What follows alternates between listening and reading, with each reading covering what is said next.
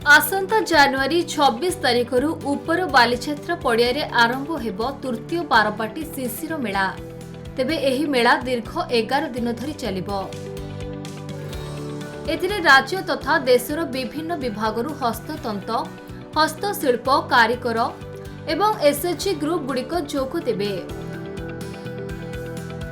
सेहिबळी ओडिशा समेत पड़ोशी राज्य समूह एवं देशर अन्यान्य राज्यर कारीगर मानक द्वारा निर्मित विभिन्न सामग्रीर प्रदर्शन और विक्रय कराजिबो। केवल सेतिकी नुह, शिशिर मेला रे भारत सरकार को एमएसएमई पक्षरु अनेक स्टॉल मध्य कराजिबो।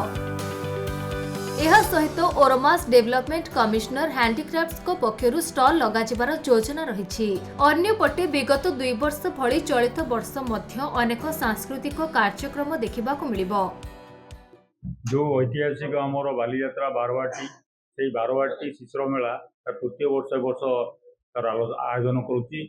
ये आयोजन प्रति वर्ष आम जानुआरी 26 स्टार्ट करूँ आ 10 दिन पर्यटन यात्रा चले। प्राय 300 ऊर्ध स्टल आम वर्ष प्लानिंग करूँ। सहित भारत मसला तार मुख्य प्रायोजक अच्छी। सहित सब बड़ कथा है जो स्टल मध्यम आम विशेष भाव में मानने एमएसएमई अच्छी आप खदी बोर्ड अच्छी सेंट्रल गवर्नमेंट जो अच्छी स्टल सहित आम जो कॉर्पोरेट सेक्टर अनेक स्टल अच्छी।